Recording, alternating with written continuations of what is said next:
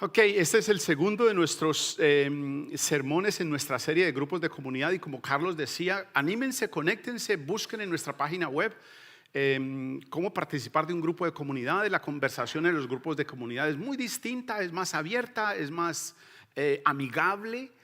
Usted puede hacer preguntas, usted puede expresar opiniones y la conversación se hace amena, se hace muy edificante. Son grupos más pequeños, así que anímense. Hay en español, hay en inglés, hay en portugués. Vayan a la página web y pueden participar en cualquiera de esos grupos. Allí les dicen cómo y de qué manera. Esta mañana el título del sermón, siendo que estamos hablando del Evangelio y hemos puesto como título el Evangelio y la ciudad. ¿Cómo afecta el Evangelio a la ciudad? ¿Cómo se relaciona el Evangelio en la ciudad? Y vamos a tomar un episodio interesante, pero hablamos ahora 8 días y esto posiblemente lo vaya a remarcar cada domingo. Entonces dejamos claro ahora 8 días que el Evangelio tiene 5 elementos principales. Eso en lo posible que quede lo más marcado en su mente. A veces es complicado articular lo que es el Evangelio y hablamos ahora 8 días que tiene 5 elementos. El primer elemento muy importante es que Dios decidió perdonarnos. El segundo elemento muy importante es que Dios decidió redimirnos, es decir, que Él pagó el precio que merecía nuestra culpa. Lo primero nos perdona, lo segundo nos redima, pero además de eso nos adopta, nos toma en su familia, nos llama nuevamente hijos de Él. Y como si eso fuera poco, inicia en nosotros por el Espíritu Santo en nuestras vidas un proceso de transformación, que es en el que usted y yo estamos en este momento. Estamos transformando nuestra forma de pensar, de ver. Estamos, como cantamos esta mañana, intentando que su parecer gobierne sobre nuestro parecer acerca de lo que mi esposa me dijo ayer. Entonces, mi parecer es que yo debía de contestarle esto, pero el parecer de Dios es que ese proceso estamos usted y yo. Nos perdona, nos redime, nos adopta y está transformándonos. Y como si fuera poco, nos ofrece Él en su generosidad y su compasión, nos dice, al final de la historia, ustedes no van a quedar en polvo y ceniza. Ustedes van a ser restaurados en gloria conmigo. Entonces el Señor ha hecho todo un proceso. Definió nuestro pasado, lo que era nuestro pasado, nos perdonó, pagó lo que merecía nuestro pasado, nos está transformando en nuestro presente y nos ha garantizado nuestro futuro. Ustedes y yo no estamos perdidos por ahí, ¿qué hago? Ustedes y yo sabemos hacia dónde nos dirigimos por el Evangelio. Y dijimos ahora 8 días que el Evangelio es una persona. El Evangelio no es un concepto. Toda la Escritura nos habla de esta persona, Cristo Jesús. Pero además hablábamos ahora 8 días, y eso lo vamos a estar recalcando por lo menos estas 7 semanas, que el apóstol nos pedía que es conveniente para nosotros aprender a caminar de acuerdo al Evangelio.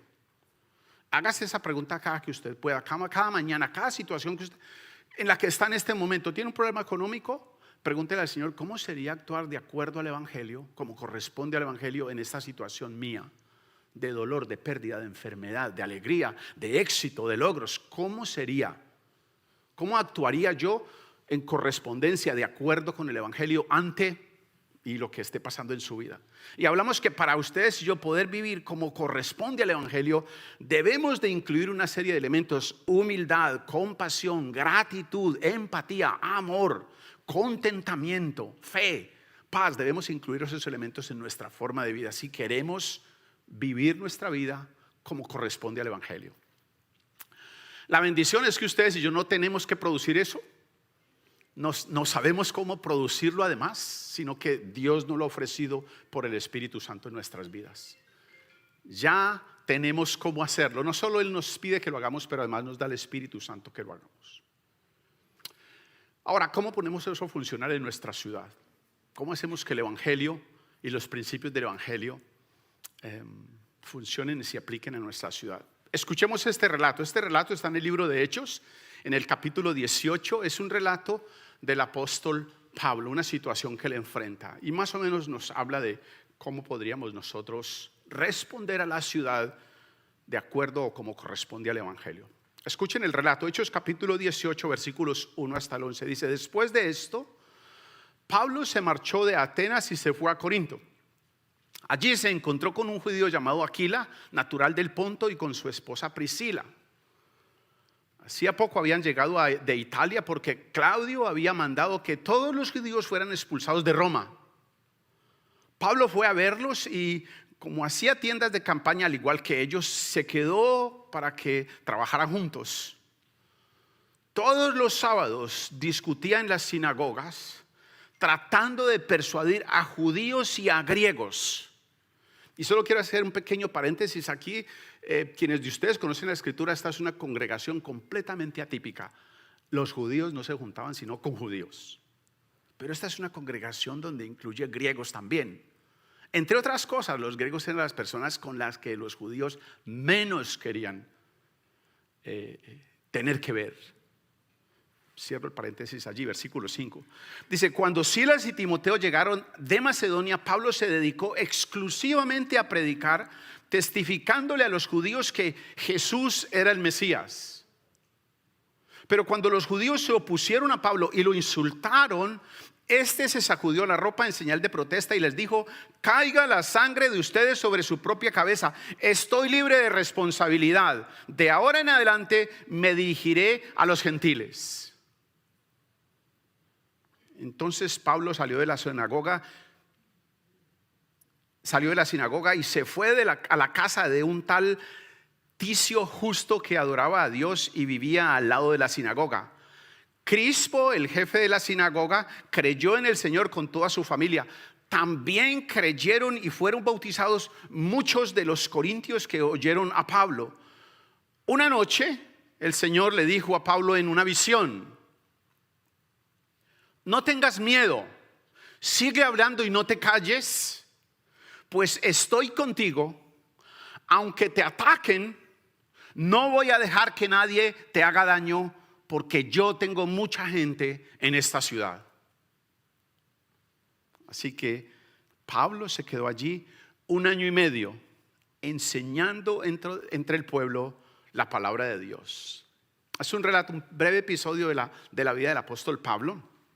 Pablo, como nos dice al principio del relato, llegó a Corintios después de haber estado en Atenas, donde tuvo una conversación bien interesante. Quienes de ustedes quieren leerla, está en el capítulo anterior, en el capítulo 17 de Hechos. Una conversación bien interesante con los atenienses.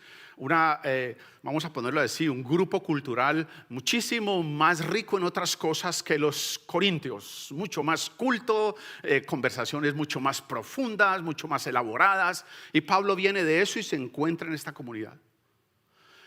La congregación o la ciudad de Corintios es el segundo lugar después de Éfeso donde el apóstol pasó más tiempo, donde se estacionó un tiempo más largo. Según nos dice allí, pasó 1 año y medio. Pero la ciudad presentaba unos desafíos interesantes para él como persona, pero además para la predicación del evangelio. Tenía unos elementos con los que él definitivamente no contaba y no estaba muy cómodo. Vamos a verlo. Corintio está ubicado en la parte más estrecha que conecta a Grecia con la península del Peloponeso. Es una ciudad a unos 80 kilómetros de Grecia, de Atenas, donde venía Pablo. Pablo se había ido unas 2 horas o algo más de viaje seguro. Pongámosle 3 horas porque en camello o en burro es más difícil que en un aire acondicionado. Ahora, a propósito, hay varios trenes que van de un lado al otro y conectan esta península con Grecia. Podríamos decir que es una ciudad vibrante, llena de oportunidades atractivas para adquirir riqueza, llena de arte, llena de religión, de diversión, de negocios, de desenfreno. Si usted lee en la carta a los Corintios, en varios pasajes las denuncias acerca de la conducta de la ciudad son muy directas y en cualquier momento cualquier ciudadano podría encontrarlas ofensivas, pero en verdad el apóstol estaba describiendo lo que está pasando en la ciudad. Mucho desenfreno. Tiene Corintio 2 puertos interesantes. Tiene por un lado un puerto hacia el mar Egeo y por el otro lado un puerto hacia el mar Adriático. Y es una franja de tierra más o menos de unas 4 millas entre un puerto y otro. Muchas de las compañías navieras de la época, en vez de dar la vuelta y rodear toda la península, que además era un viaje peligroso, cogían sus barcos y a través de unos mecanismos de troncos rodantes cruzaban los barcos en seco por esas 4 millas de un puerto al otro. Les salía mucho más barato que dar la vuelta y menos peligroso que dar la vuelta por acá. Y mientras tanto, los marinos estaban en la ciudad haciendo lo que los marinos hacen cuando no están trabajando: esperando que pasen el barco. No pensemos mal de ellos, no, estaban simplemente esperando que pasen el barco, pero en verdad desenfreno. A mediados del siglo XVIII hicieron un puente, un canal. Hay un canal hecho ya por esa franja de tierra que antes cruzaban por encima los barcos. Hicieron un canal más o menos amplio donde algunos barcos no muy grandes pueden cruzar de un mar al otro. Valía la pena hacer eso. Es una atracción turística en la ciudad bien interesante. Ahora, entre muchas otras opciones de entretenimiento y de esparcimiento, Corinto ofrecía algo bien interesante.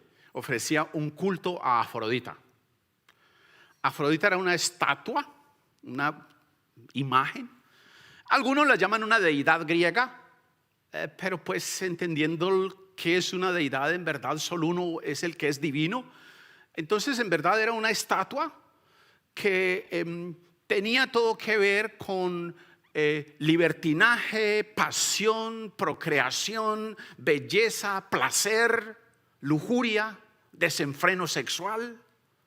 Y había un templo, el más grande de toda la región. Habían muchos templos por toda la región de esta imagen. El más grande de toda la región. Dicen que las prostitutas y prostitutos, porque eran tanto hombres como mujeres que estaban en el templo, eran de los más experimentados, con mayores recursos, pero también eran los más costosos. Así que era muy apetecido, todavía sigue siendo, infortunadamente. Pablo, según nos dice la Escritura, visitó la ciudad al menos 3 veces. 2 que están claras en la Escritura y una que él hace alusión acerca de su viaje. Y según leímos en la Escritura, en una de ellas, en esta primera, se quedó 18 meses. Estaba hablando con alguien y me hizo una pregunta y yo me quedé pensando, ¿y tú crees que Pablo haya ido al templo de Afrodita? Pues bueno, la Escritura no nos dice nada, pero conociendo la curiosidad humana, por lo menos pasaría por ahí, miraría a ver cómo eran los cuadros, la pintura. No estoy seguro si se haya enredado, todo eso es especulación. Ahora, era muy inusual para un predicador itinerante que se quedara allí por tanto tiempo. Si ustedes ven en la Escritura, lo que hacía el apóstol era ir, quedarse 1 o 2 meses máximo y seguía su camino. Seguía su camino, iba, a veces era 1 semana, 2 semanas y seguía su camino. Pero en esta ciudad, según dice la Escritura, se quedó 18 meses. Ahora, si ustedes y yo vemos, él en verdad se queda allí porque hay un llamado interesante. Se queda porque el Señor le dijo a él: tengo mucha gente en esta ciudad. Como quien dice, no te vayas todavía. Yo sé que estás escandalizado. Yo sé que tienes tu estómago revolcado. Yo sé que tienes tentaciones. Quédate, que tengo mucho tiempo en esta ciudad. Ahora, hay una gran similitud entre la ciudad de Corinto con nuestra ciudad, con nuestro Miami y con casi toda ciudad cosmopolita. Son inmensas las similitudes. Miami presenta un sinnúmero de retos y oportunidades para sus habitantes y para sus visitantes. Miami tiene un espacio inmenso para la promiscuidad, para el desenfreno. Atrás ustedes van a encontrar unos folletos de una de las organizaciones con las que la iglesia se ha querido involucrar. Son unas 12 o más organizaciones en la ciudad, y una de ellas es Gloria's House, que es una organización que atiende mujeres que han sido esclavizadas para el sexo, que han sido secuestradas de sus países, engañadas en sus países y esclavizadas. Eso está en los 50 estados. Adivinen cuál es el rango de nuestra Florida. Número 3. Nosotros estamos en la Florida en el vergonzoso número 3, en el lugar número 3 de mayor proliferación de promiscuidad, de desenfreno. Y lo escandaloso de nuestra ciudad es que esto se ve natural.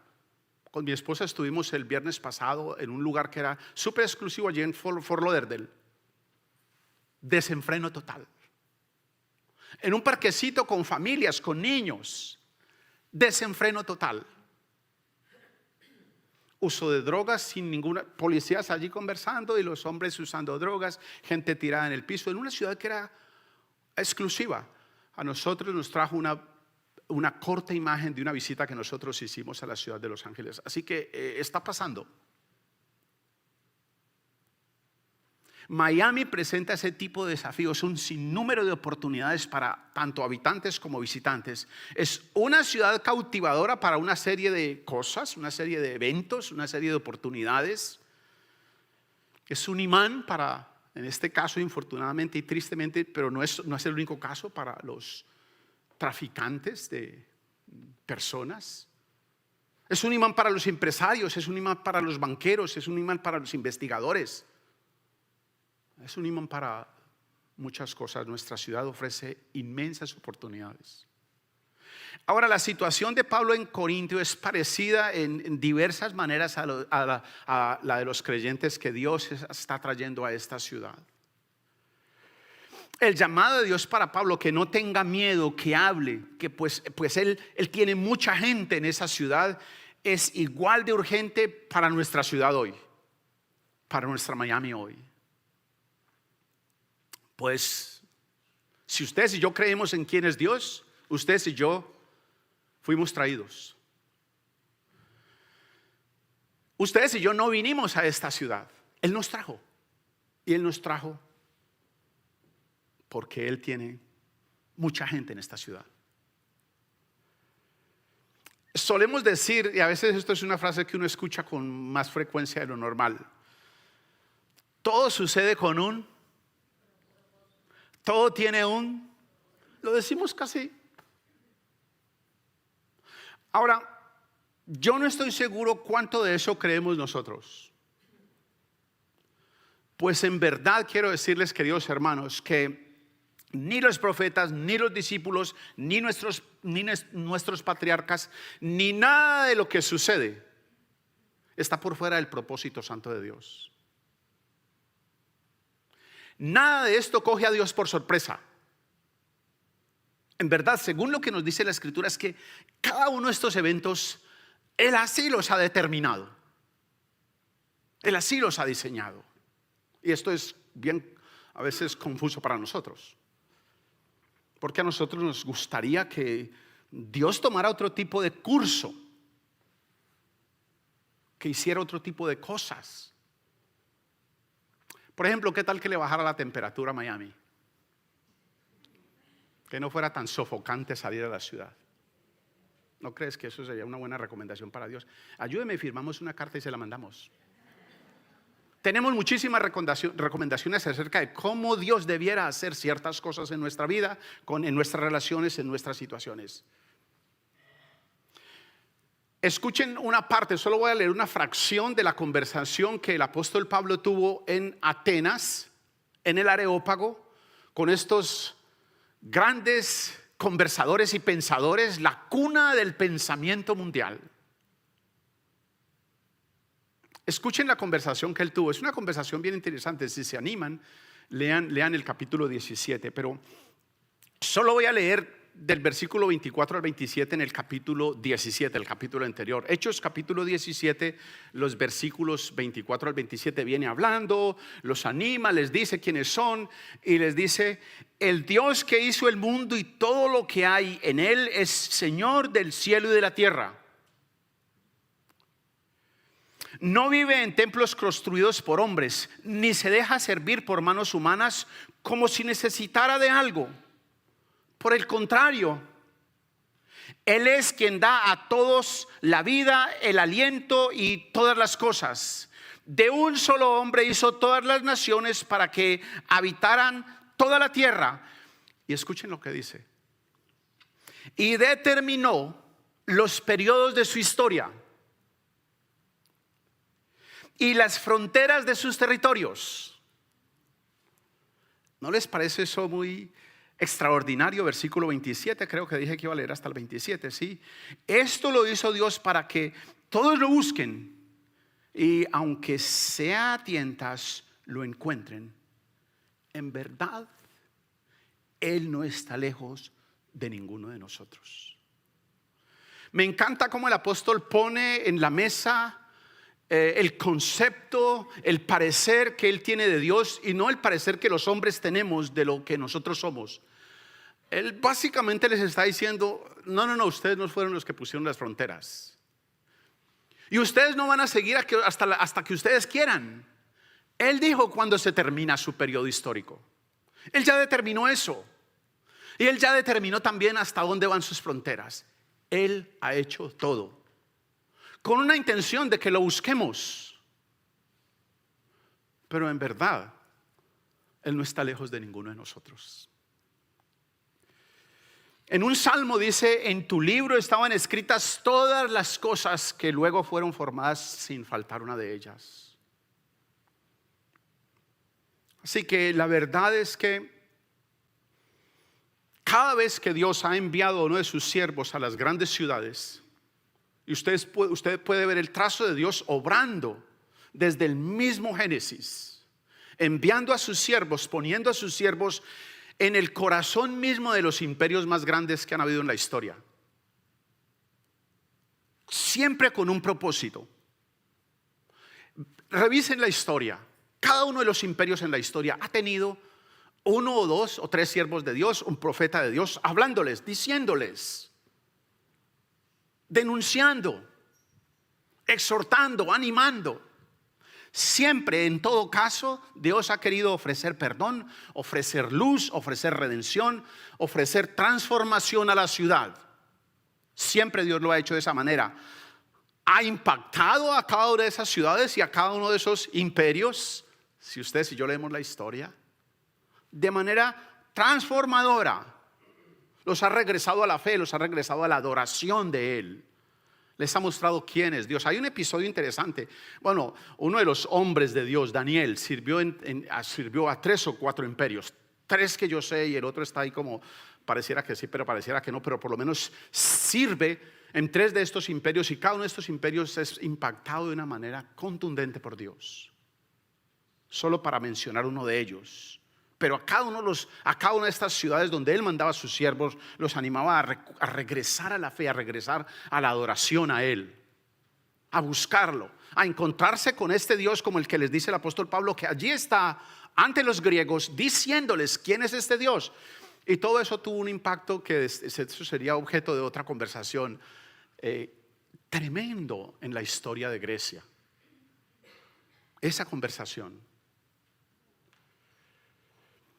Pero piensen ustedes, por ejemplo, en Noé. Noé fue movido por Dios y usado por Dios para lo mismo. Moisés fue usado y movido por Dios para lo mismo. Abraham, el amigo nuestro del que hemos hablado, Jonás. ¿Recuerdan a Jonás que fue llevado casi que a la brava por Dios a un lugar donde él no quería ir y Dios transformó esa ciudad, transformó ese imperio? Esther, lean, es fascinante, es bien corto, pero es fascinante cómo Dios ha usado desde el principio sus siervos para mostrar el profundo amor que Dios tiene por la ciudad. No es algo nuevo. Dios tiene un profundo amor por la ciudad. ¿Saben una cosa interesante? La mayoría de iglesias que Pablo fundó fueron en ciudades grandes. Ninguna fue en zonas rurales. Siempre Dios lo mandó y lo puso a ciudades con muchísimos desafíos. Ciudades cosmopolitas como la nuestra. No es nada nuevo. Mire, acompáñeme en una carta cuando Dios había deportado a su pueblo a otra nación. Mire lo que les dice, acompáñeme por favor, porque yo quiero que ustedes escuchen el parecer de Dios acerca del lugar donde Él nos lleva. Acompáñeme por favor en Jeremías capítulo 29. Es otro libro fascinante, otro profeta fascinante. Pero solo quiero leer una porción de acá, unos versículos. Jeremías 29, versículos 4 hasta el 7. El pueblo ha sido deportado, el pueblo ha sido llevado a Babilonia, el pueblo ha sido... Y una deportación, miren, nosotros oímos el pueblo fue deportado. Pero yo los animo a que por favor pensemos en eso. ¿Cómo sucede? Bien, entran a su casa, tumban la puerta de su casa, matan a los que ellos consideran que no sirven de su casa y se llevan a los que ellos consideran que sirven de su casa. Eso era una deportación. Si usted tiene fuerza, si usted es inteligente, lo usan los demás. No sirven, porque vamos a tener una caminata muy larga y nos van a estorbar el paso. Así que allí tenemos en Babilonia un grupo de personas a los que Dios, leamos la carta, escuchen esto, capítulo 29, versículo 4. Vamos a leer hasta el versículo 7. Jeremías 29, 4 al 7. Así dice el Señor Todopoderoso, el Dios de Israel, a todos los que he deportado. Él fue el que los deportó. Los otros fueron usados como deportadores, pero el que los deportó fue Él. A todos los que he deportado, ¿dónde es que está? De Jerusalén a Babilonia. Construyan casas y habítenla, planten huertos y coman de sus frutos.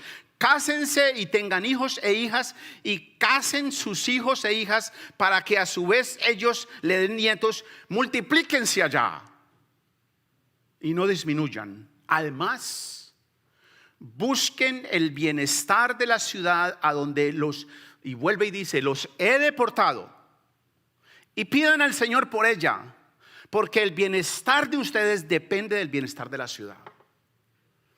Yo creo que la Escritura no puede ser más clara y directa en mostrarnos cuál es el parecer de Dios, cuál es la intención de Dios con la ciudad donde Él nos ha traído. Lamento defraudarlo, pero usted no emigró a esta ciudad, usted no se vino, Él lo trajo, Él nos trajo. Si en verdad creemos que Él tiene control de todo. Usted y yo hemos sido movidos a esta ciudad y fuimos movidos acá con un propósito santo. Ahora, la invitación de Dios en cada caso ha sido a quedarse, a participar, a que juntos como cuerpos de creyentes participemos de la adoración privada. Usted debe participar y cultivar su devoción en su casa, pero también que participemos de la devoción pública, porque en la medida en que usted cultiva su adoración privada, sus vecinos se van a beneficiar. A usted ya no le van a empezar a fastidiar tanto sus vecinos. Usted va a empezar a tolerarlos, usted va a querer perdonarlos, usted va a querer servirlos, usted va a querer ser compasivo con ellos, porque usted está cultivando su adoración privada. Cuando usted no la está cultivando, todos de sus vecinos les molesta, y a veces ni siquiera a sus vecinos, hasta de su cónyuge y de sus hijos y de su jefe.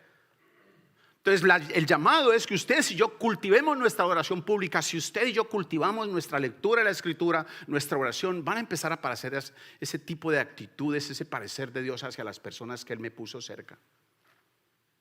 Pero además también nos llama a que participemos en la adoración pública, en que otros se enteren que hay un pueblo que adoramos a Dios.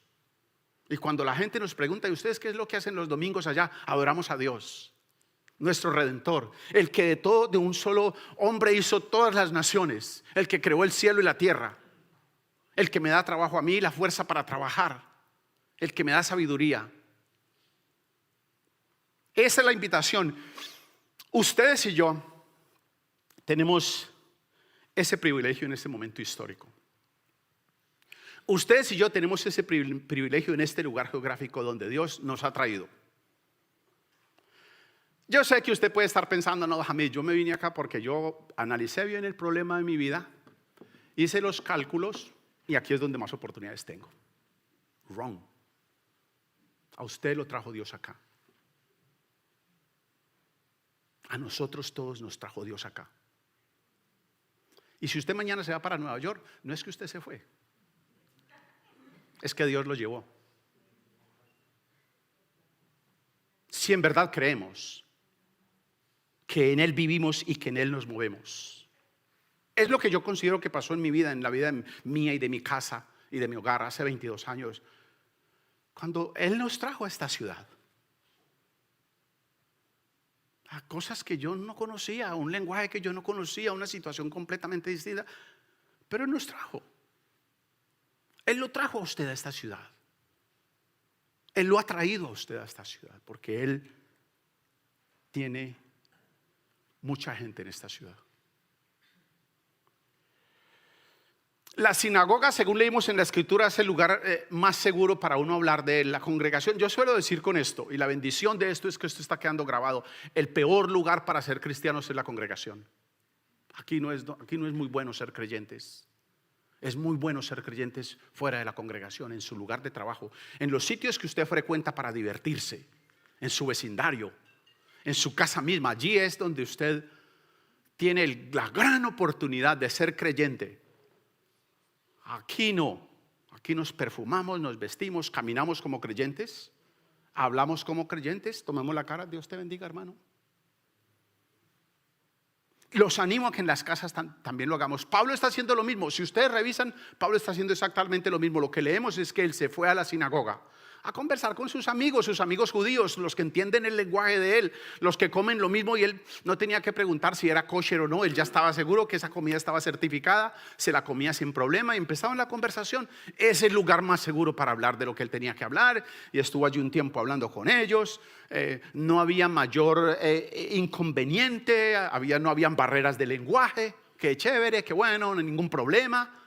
No tengo que empezar a calcular si digo thank you o thank you.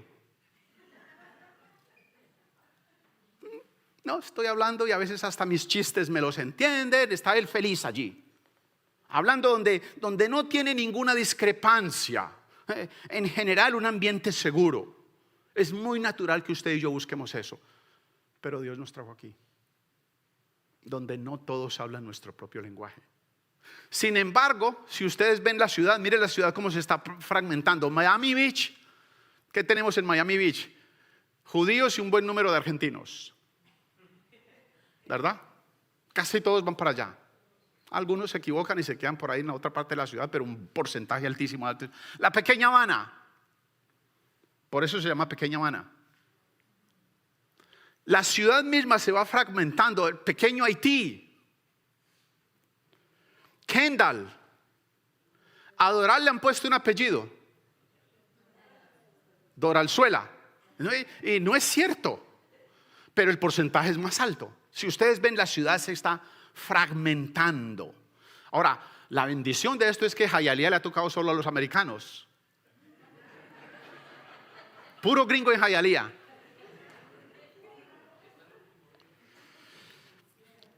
Pablo era un itinerante, pero se había quedado, según dice la escritura, con los de su nación, con su grupito, tranquilo él allí, explicándoles, aclarándoles que Jesús es el Mesías. Unos años atrás, y yo lo voy a volver a decir, le dije, esto fue una conversación seria: el mayor miedo que yo tengo es que la congregación se nos vuelva de colombianos. No quiero eso, en verdad. Yo quiero mucho a los colombianos, sobre todo a mi esposa, que es de allá. Pero necesitamos una congregación lo más heterogénea posible. ¿Qué es lo que es esta ciudad? Esta ciudad es eso. Y solo el evangelio nos permite ese tipo de convivencia mutua cuando estamos entre nosotros. Pero él está allí, seguro, tranquilo, explicándoles quién es el Mesías. Ahora, lo que pasa después, vemos que obviamente Pablo no tiene una carne de mártir. Dice que cuando ellos lo insultaron, no sé si ustedes recuerdan el versículo 6, dice que cuando ellos lo insultaron, me parece que Pablo hasta allí está pensando: mire, yo ya he sufrido suficiente, toda esta experiencia del ministerio, no les voy a tolerar a ustedes ni una más. Y según leemos en la escritura, es como si les dijera: si no están listos, ya les dije lo que yo tenía que decirles, ya les dije lo que está escrito, allí está escrito, ustedes verán. Y creo que lo que dice es: salvo mi responsabilidad, en el versículo 6 o 7, salvo mi responsabilidad, allá ustedes verán. Yo de aquí en adelante me voy a los que Dios me ha llamado. Y cambió de congregación.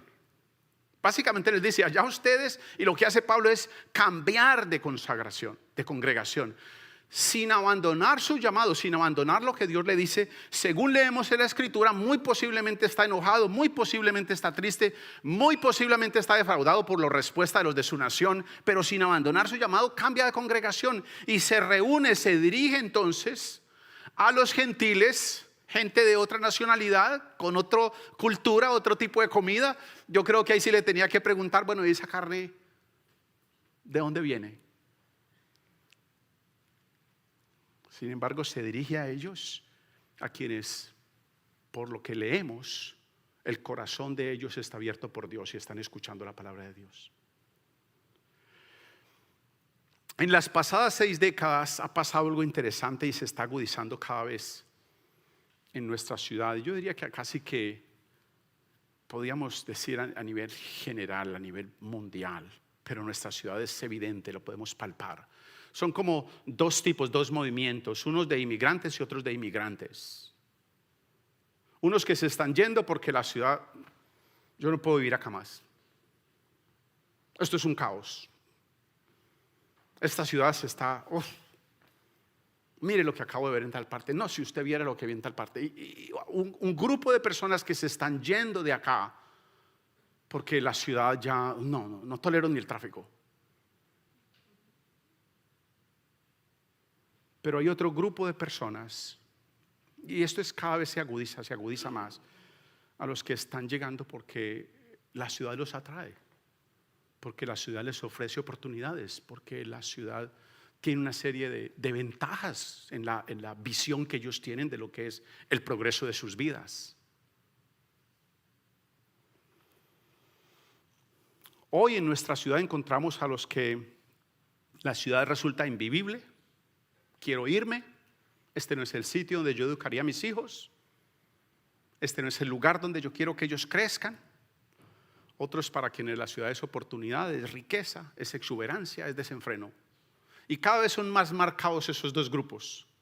Hay un dicho popular por ahí que ya lleva varias décadas donde dice que el último en salir de acá, los americanos hablando de eso, diciendo que el último de salir de acá coja la bandera y apague la luz. Empezado a irse porque según este grupo de personas, y no solo americanos, otros también, esta es una ciudad muy complicada para vivir. Pero hay otra ola de gente, inmensa ola de gente que está llegando porque esta es una ciudad con inmensas oportunidades, con exuberancia, con riqueza, con desenfreno. El apóstol en toda su vida, según leímos, tuvo una visión. ¿Saben cuántas visiones tuvo el apóstol? Tuvo 3 visiones en todo su ministerio. Una vez cuando el Señor lo llamó, otra vez cuando él, según nos dice por allí en 2 de Corintios, fue al tercer cielo. Lean que es una experiencia bien bonita de él y bien interesante, enriquecedora. Y esta visión, 3 visiones en todo su ministerio. Hoy yo me he encontrado con creyentes que supuestamente tienen visiones y lo que ellos dicen, me llegó palabra de Dios cada 14 o 15 minutos. Les llegan visiones o palabra de Dios. Tengo esta palabra de Dios que me llegó hace... Y no toleran a los que se visten de. Y no quieren perdonar a los que... Es un tipo de visión y revelación interesante porque son hipersensibles a cosas que se dicen aunque no estén hablando de ellos. Pero están asegurando que están teniendo visión de Dios. No quieren reconciliarse no quieren perdonar. No ven el poder, no ven la transformación, no ven el perdón, no ven la esperanza de Dios en alrededor de ellos. Pero están teniendo palabra de Dios con frecuencias de 13 a 14 minutos cada uno.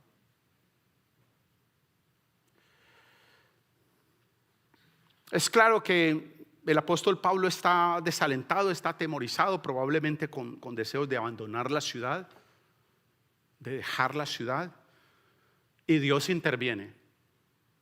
La intervención de Dios acá me ayuda a pensar a mí de que el desaliento del apóstol es ya... El solo hecho de que se vaya de la sinagoga a la casa de un gentil nos dice a nosotros el grado de desespero. Ya no, me he hecho paso esta noche acá y me voy otra vez. No. Y Dios interviene. Dios interviene en una visión y le da aliento. Ahora, esa frase, si ustedes escuchan esa frase de no tengas miedo, yo estoy contigo, es una frase que usted escucha desde el principio en la escritura de Dios, muy común de Él, para alentar a sus siervos, para darle aliento a las personas que Él está llamando. Usted puede escuchar eso casi que desde Génesis, a Dios diciendo exactamente lo mismo. No temas, ¿recuerdan eso? No desmayes, esfuérzate, sé valiente. Constantemente Dios está diciéndoles eso. ¿Qué otras razones puede tener Pablo para no hablar allí? Porque Dios le dice, no te quedes callado. Es más o menos como un médico que ve que alguien cae al piso y no hace nada. Tiene una obligación por su profesión.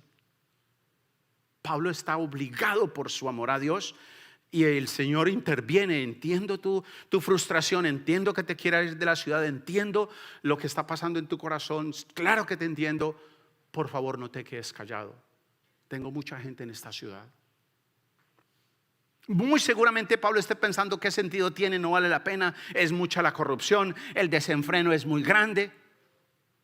Y esta voz de aliento que se repite, no temas, no tengas miedo, no desmayes, yo estoy contigo, es oída por toda la escritura de parte de Dios para decirnos a nosotros sus promesas y sus pactos. Yo estoy muy seguro que en su vida hay cosas que lo están atemorizando en este momento, que lo están desalentando en este momento. Escuche de parte de Dios, no tengas miedo, yo estoy contigo, yo te acompaño, yo no me he ido, no te he abandonado. Eso es lo que dice el Señor Jesús, ¿recuerdan? Yo estaré con ustedes todos los días hasta el fin del mundo.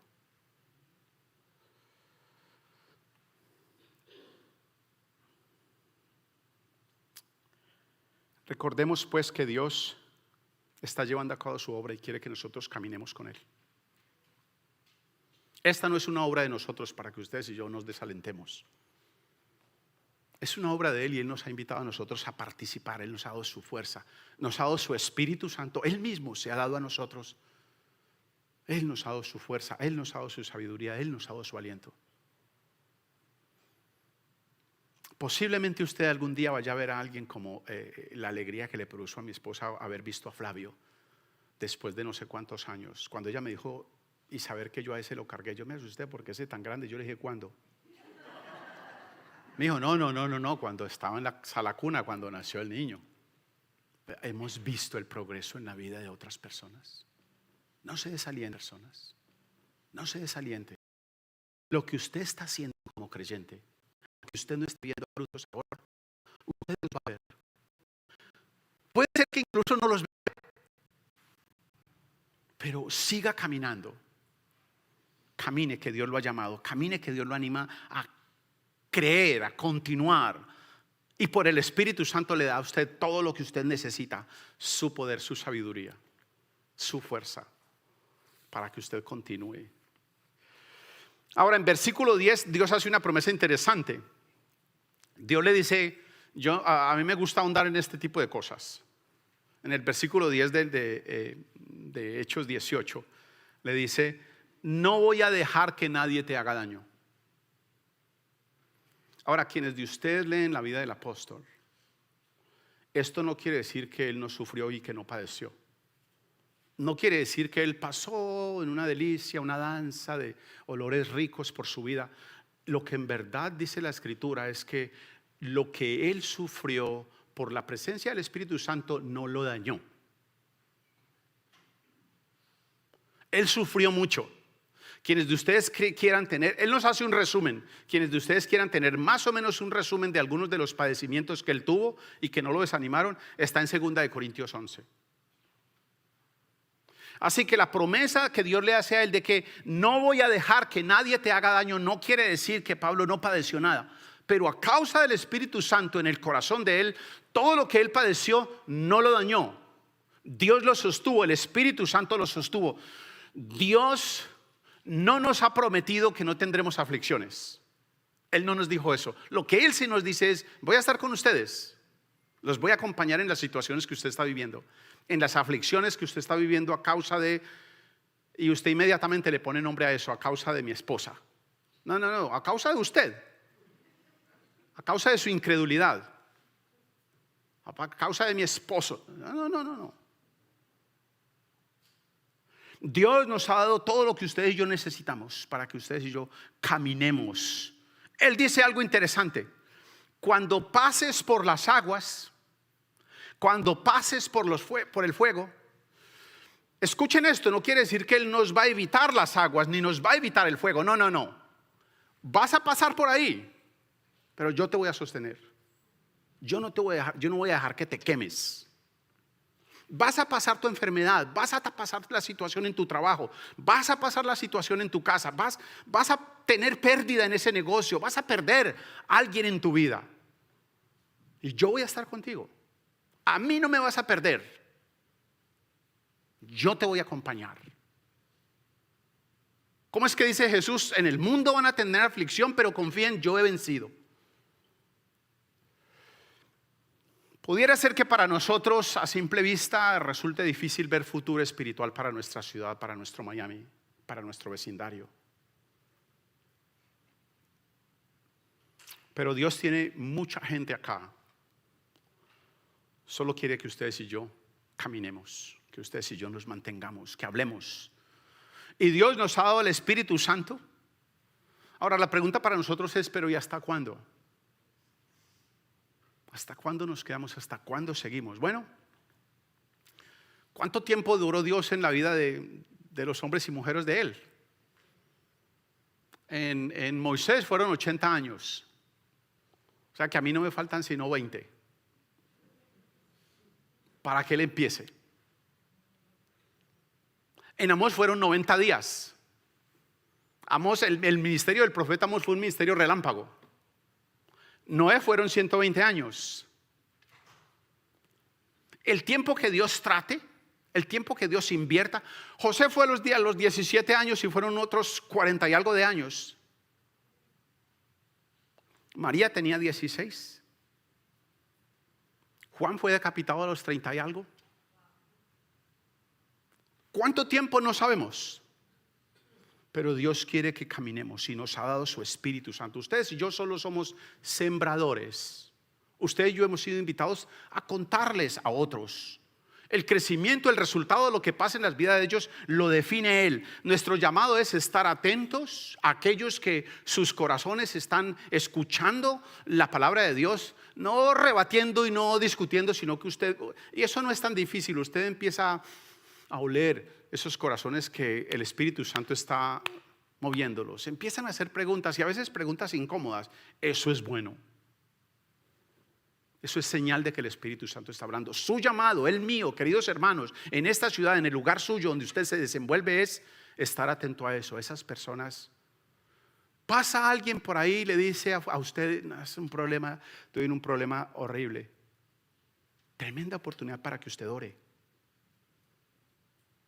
O para que usted diga, pues sí, ¿cómo no vas a estar en problemas? Y mire, usted tiene la oportunidad o de criticarlo y de decir, pues claro, con su vida tan desordenada, ¿cómo usted no va a tener problemas? O decir, wow, oremos por él, sirvamos al Señor.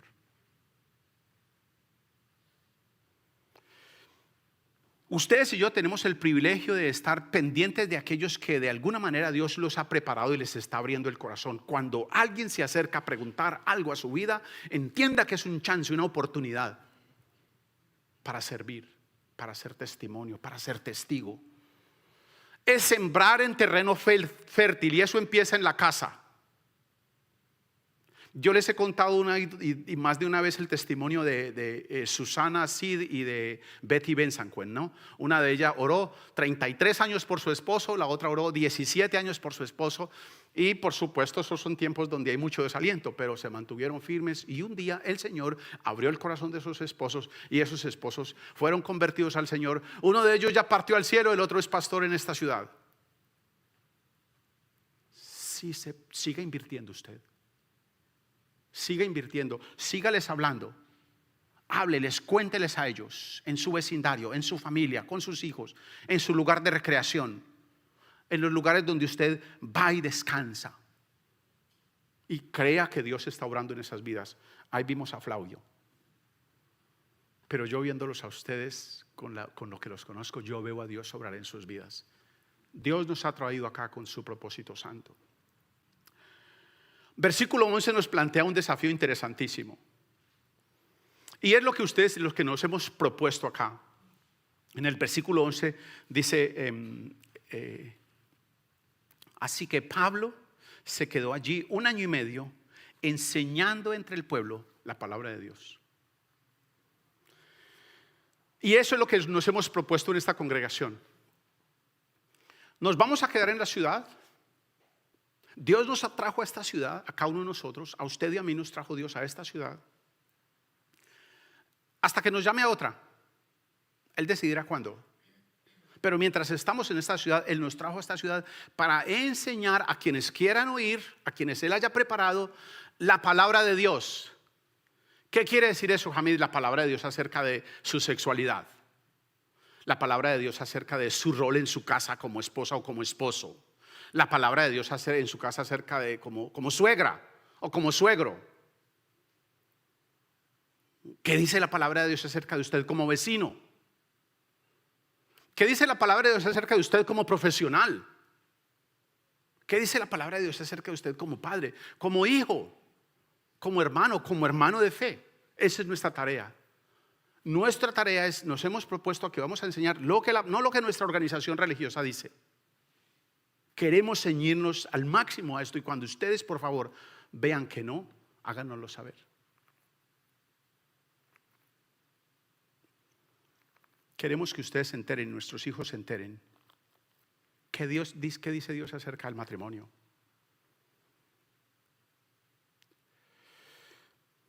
Así que Dios ha hecho un sacrificio por nosotros con el propósito de que nosotros vivamos para Él. Dice la Escritura que Él murió por nosotros para que vivamos para Él.